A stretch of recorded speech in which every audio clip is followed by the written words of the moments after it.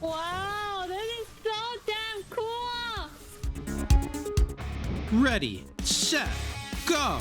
They were going off to the races, riding a bike nonchalantly through the Horde without a care in the world. With this strategy, instantly turn a late game stage Horde from this nightmare into a cakewalk. Welcome, survivors. This is Eerie Knight of the Pseudoposse. In one of my more recent videos, I received a comment with an excellent suggestion. Since riding vehicles during the Blood Moon Horde causes vultures to spawn, let's try to abuse that and construct a Horde base in which we pop wheelies and just straight up embarrass the Horde. If we can prevent vultures from reaching us, the mass vulture spawn should prevent much harder zombies from spawning. Let's exploit that, shall we? Let's begin. First thing for the new players out there, riding any vehicle during the Horde will cause vultures to spawn. This was done because players used to be able to outmaneuver the Horde all night long by driving around in vehicles. Vulture spawn prevents that strategy, but the devs may live to regret that choice. Destroy one strategy, but enable another. As we can see in this little demonstration here, normal zombies will spawn, but their numbers are greatly reduced by the number of vultures. We will need to account for the regular zombies in our base design, as we won't have a horde of only vultures, but the base doesn't need to be very robust against the normies, as there are not many of them. Though the commenter suggested a donut type shape, I am thinking to go for a figure 8. I'd like to race around the track, and a simple circle isn't going to cut it for me. Now, it should be stated you don't actually need to drive the vehicle, just simply mounted for the vultures to spawn. So technically you could build a very tiny base, mount your vehicle inside, and do a similar strategy to what I'm about to build. However, those who have seen my previous videos know I have a different school of thought, so let's do the unnecessarily awesome way. Right now, I'm just mapping out the layout. The actual base will be elevated so the ground zombies can't just beat through the walls. I doubt a single block width will be sufficient for turning, but what the hell, let's give it a whirl. Okay, slow on the approach.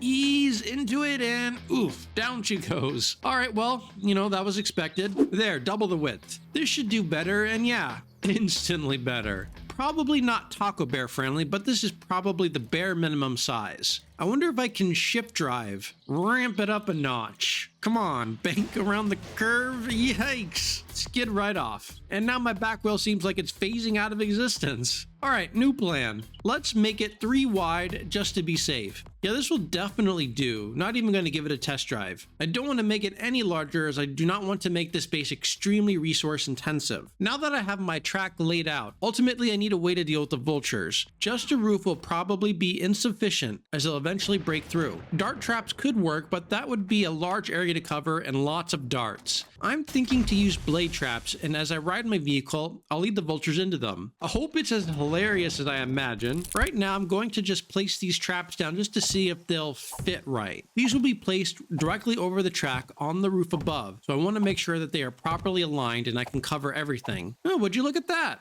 Perfect. Okay, now's the time to elevate our track. I could go for a metal scaffolding kind of look, like you might see at an amusement park, but I think I want to make it more solid just for the simple reason as I don't want any ground zombies to get stuck in between any of the blocks. That being said, I hate using cube blocks for everything, so for the corners, let's use the pole quarter-centered plate 4-way shape. Okay, not repeating that name again. I don't want to make the track too high. Maybe like 7 or blocks will be sufficient. Now, too much of a good thing will look terrible, so I won't place these horribly named shapes along the entire wall. Instead, I will use some cube T-shapes and alternate them along the wall. That will give us an interesting contour and serve the same purpose as the cube meter blocks while not being completely ugly and flat. Though a bit of simplicity is a good thing. If the design is too busy, it will also look ugly. There is a fine line. So I'm thinking to make it not look overly gaudy, I'll fill in the gaps with the cube meter shapes. Wow, I sound like a DIY home improvement show right now. Apologies. Moving on, time for the track.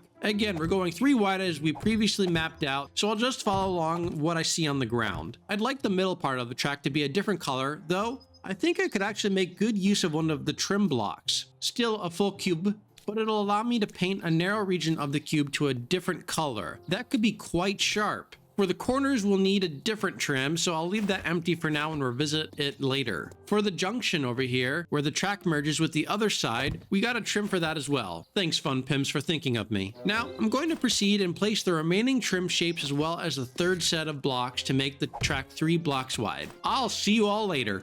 Time flies, doesn't it? Hey, flying too far. Here's the completed track. Looks pretty damn sharp. The trim worked very well here. Pretty happy with the results, though now I need to start thinking of how I will deal with the non-vulture threats. To reduce the complexity a bit, I want to build something only on one side of the base. However, zombies spawning on the other side may feel it is too far and try to beat through the walls. I'm going to help them out and make a path for them to travel over here. Thus, no matter where they spawn, they'll head over to the stairs that I will eventually build. I want to connect the zombie path to the outer wall of my track, except I don't have one yet. Not to worry, I'll place some blocks down to build enough of the wall I need for now. To support my path, I will place down these pillar shapes. Zombies won't see these as a path. For more info on that, go check out my 100 building tips video or this video right here. They're excellent as supports, as zombies won't try to cross them and break through the wall onto the track directly. For the zombie path itself, I'll start with the plate quarter triangle. Rotate them to leave the largest possible gap in between, which will make it harder for zombies to path across. Harder, but not impossible. To make it near impossible, you could put bars to force them to jump and fall through the gaps, but I want some of them to make it further along. The rest of the path will be comprised of the tried and true wedge narrow shapes. Start off with the wedge narrow lows. Next, place the cube quarter meter on top to prevent zombies from running over the wedge narrow lows. And below the lows, place the wedge narrow middles. This configuration is superb for tricking zombies into trying to run across only to slide down the wedges. This is 100% effective. Now recall the hole we created through the foundation to allow zombies to path through to the other side? Well, I don't want them to run freely down below there, as I'm going to block off the area. I plan to put my generators down here somewhere, and I want those to be safe. On the outside, I'm going to make some stairs so zombies can easily run up and through. For that, I'm going to choose the stairs-filled diagonal to make my stairs on an angle. Oh, that's not good. If I get stuck, zombies will get stuck too. Let's remove these and replace them with the stairs-filled corner, with the stairs-filled inside corner. That should do the trick. Except now I'm getting stuck over here. My stupid big fat head. Well, that has a solution too. Originally, I was thinking to outright kill the ground zombies with dart traps after they fall from the path to hopefully get more vultures to spawn. But now, I'm thinking that may not be necessary. Since there shouldn't be too many of them anyway, I think I can just get away with a much simpler setup. At the very least, I'm going to prevent zombie rage by adding some electric fence posts. Since the base isn't high enough to prevent the zombie rage mechanic, I think these could be necessary, so let's add them. Naturally, the posts outside here will need to be protected, so I'm going to put in these half cubes all the way up. Well, not all the way up. My only concern with this is I'm afraid zombies might see it as a path to the track, so I don't want to make them too high. On the other side, I don't think I need to fully cover them, and I'd like access to repair them if necessary, so I'll leave it open. I don't expect zombies will reach these, though I have been surprised before. We are getting close to the finish line. The aforementioned track wall is now ready to be constructed. Going to start building it too high with this concrete trim, and higher up, I'm going to go with a different color. I want it to look sharp. To better support the outer wall while also providing some cool aesthetic to the foundation, I'm going to place these pole corner bracket centered shapes underneath and connect these with the pole side centered all the way to the ground. Again, to avoid making it overly gaudy, I'll alternate these and overlap them over the horribly named corner shapes as I won't mention as promised, and over the cube meter blocks. Okay, roof time. Now you can actually go for a solid roof, which I would recommend, as radiated vultures will spit, and making them solid will prevent that from happening. However, I know Taco will want to see me riding around on my bicycle throughout the Horde from above, so I need to make it see-through for her. You all don't need to do this, but you certainly can. So I don't get splattered in spit, I will use the scaffolds, as they will at least prevent the spit from hitting me. You know, unless they get destroyed. My main concern is that they spit so much, they tear through the shapes. Again, this can be avoided by using solid blocks. The sacrifices I make for Taco Bear. Before I go through the trouble of placing the blade traps down, I want to be sure that the vultures will behave as I expect them and follow me around along the roof as I travel around the track. Meanwhile, I also want to make sure the ground zombies do their thing. Time to conduct a quick horde test and see how we're doing so far.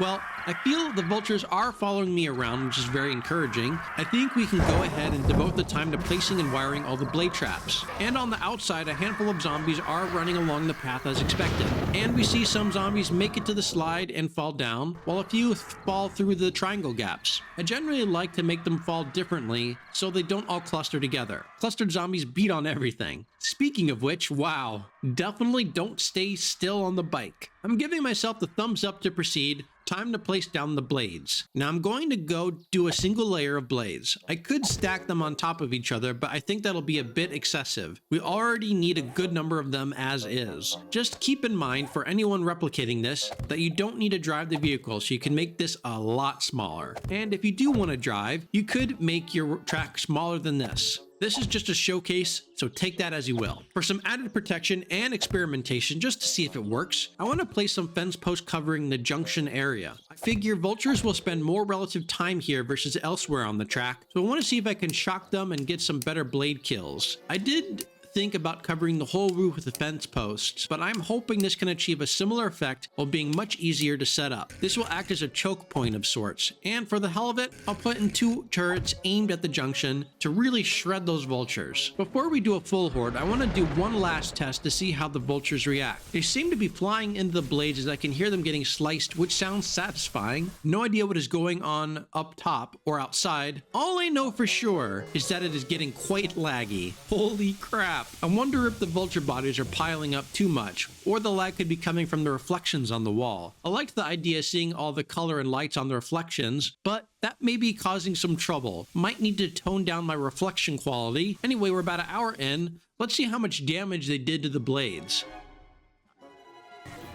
The center ones got hit a bit harder, but the ones on the perimeter are in pretty good health. I forgot to put ammo in the turret, so those should help the center blade. All in all, I think this should last through the horde, and I'm eager to test it out. Before we jump into the full horde to really test out the build, I want to quickly summarize the design for those who have skipped any of the previous sections. We're going to cheese the horde by forcing vultures to spawn by hopping on our vehicle and taking it for a spin. While vultures are annoying, they are very weak, easy to kill, and I'd rather have many of them instead of cops and demos. While we are busy popping wheelies and doing figure 8s, the ground zombies that do spawn will be busy running along the very simple loop. Up the stairs, across the triangles and wedge narrows.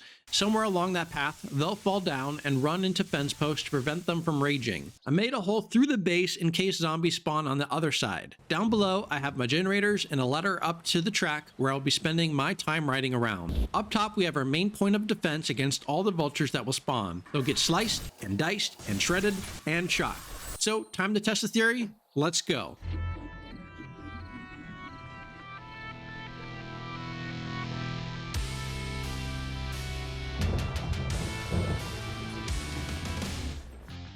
Wow, all the bird bodies on top. It's definitely a good way to get a lot of vulture, like rotten flesh. Wow, look at all this bodies. No idea what's going on out there. I just hear a bunch of sounds. I'm literally going around and around and around. Oh, I see you. Oh my god. Exactly. Jesus. It's hard to catch you though. Just follow the arrows. If it's going along the same loop over and over again. I see. But how could the bird is not going into the base? Because they're just gonna try to follow me around. Oh my god. Let me see if I can try to follow you. I'm not really hearing any birds right now, though. Let me see. They're all dead. Probably for this wave, they're all dead.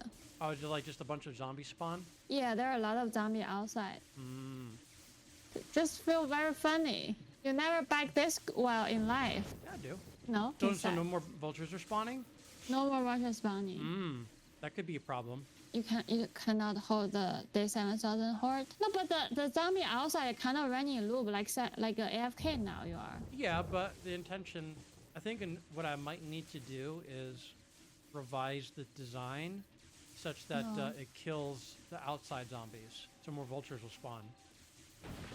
Oh, the base can hold, I think. No, I'm not worried about it not holding. I just wanted to have the birds spawn all night. Still no vultures? Yeah. No vultures. And their body are gone. If I kill all, are we gonna have vulture spawn? We'll find out. Oh yeah. Yep. So I actually had discussed while I was doing the base build about adding something to kill the ground zombies. So I thought that maybe be like an issue. But I wasn't thinking that the birds would have like a limit. I thought they would just continue to respawn. No. Apparently not. I think you mentioned in your base build tips. There is a hard limit, 64, right? So No, birds should count. So there's a limit for like the wave. I think at like higher waves, it might be like 200 or so zombies that will spawn during the wave, but only 64 at a time. It might be higher than 200, but in any way, there's a max count that will spawn during the wave. And then once all of them are dead or it hits the new wave time, then the new wave will start. But in any case, when you're on a vehicle, it will specifically spawn vultures, but I just assumed it would continuously do so. It seems like there's a limit to how many vultures it will spawn. Or just because we hit the max alive with the alive zombies on the ground, then no more can spawn. See, I think it would be necessary to kill the ground zombies. I was originally going to add like dart traps and stuff down there to kill them. And then I thought I could just get away with sort of like a more simplistic design. But it seems like if you want to kill vultures all night long, then you need to kill the ground zombies that replace them. Actually, it'll be interesting. So like, let me know when the vultures stop spawning again, okay? Okay. So I wonder if like I kill them before a new wave starts, if like kill all, if any more vultures will spawn, or if ground zombies will just continue to spawn. Wow, look at this body. That's so gross. Ew. I think you should try this base in Darkness Falls. You definitely would need to do something extra special for the succubus. Why? Because she would probably the blade traps would like do shit on her. Oh. They're so strong they could probably just destroy them in like a hit or two, and then since they have the demonic healing, they'll just power heal through everything. You need like the succubus trap kind of deal to deal with her. So this design wouldn't work. Oh, and also in Darkness Falls, they disable vehicles during the Horde, like on Horde day. What does that mean? So you can't ride a vehicle. It like won't drive. Oh, they just changed that in the code? Yeah, so like you can't drive a vehicle. How do you know? Because everybody knows. You got it. But me. Yep, exactly. So that wouldn't work. Yeah, I think it stopped spawning right. All right, so I'm gonna kill all. All right, see if any more vultures start mass spawning. It's still the same wave. Yeah, it is. Yeah, I hear them. So there's like a fuckload. 1, 2, 3, Just 4, 5, 6, 7. Okay, definitely I think more than normal. 8, 9, 10. Okay, then I think that settles it then. Once as you kill the vultures, just ground zombies will start respawning, taking their place, and then hit the max alive count, and then no more vultures can spawn. So yeah, if you want to do this strategy at a late game stage horde, then you need to kill the ground zombies for sure. And can you figure out a design to do that? I mean, that's trivial. That's just like doing what I was originally intending and just adding dart traps. I think this perfectly demonstrates the concept. Let me just get some better And I think this shot. is actually a more interesting result because I did not expect this.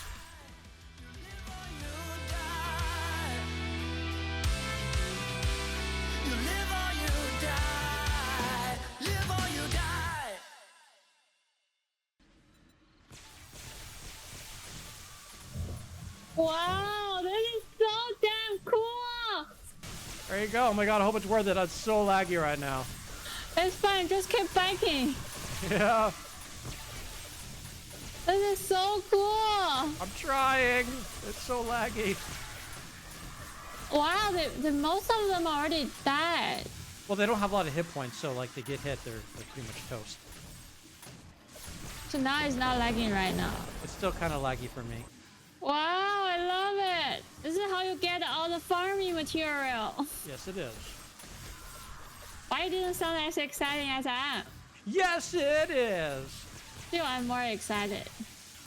Because I see the whole picture. Yep, and I just see all the lag. It's so laggy right now. Did you spawn more birds? No, I didn't. It's still the same. Wow, look at all the body. Is it okay if I kill all now? No, I'm still having fun.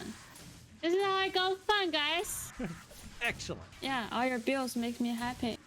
That's the way I escape from my day job. Yep, you just get behind the virtual camera and take your shots.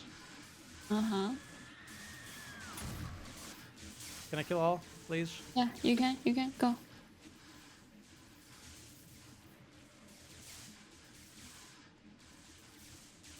How do you feel? Suddenly not lagging? Ah, yeah. Awesome. I want to inspect the damage. Not much damage, surprisingly. Wow, the blade traps look they're in fair condition. Yeah, my testing, the center ones are a bit lower because they spend more relative time there versus like the outside. But yeah, on the perimeter, they're considerably higher than the center ones. Wow, this is a cool base. Yeah, definitely works well. Yeah, I think the only adjustment, again, you know, for a late game stage horde is you want to kill the ground zombies, not just kind of prevent them from getting inside. That's not enough. You gotta do that. Yeah, and then you know this base is pretty much, I think it's pretty much all concrete. I don't think there's any steel. You have to show. I am proof. showing. Yeah, it's like all 5,000 hit points. Wow, I love this base. It works really well, I think. This makes Yeah. me so happy today. I got a crappy day today.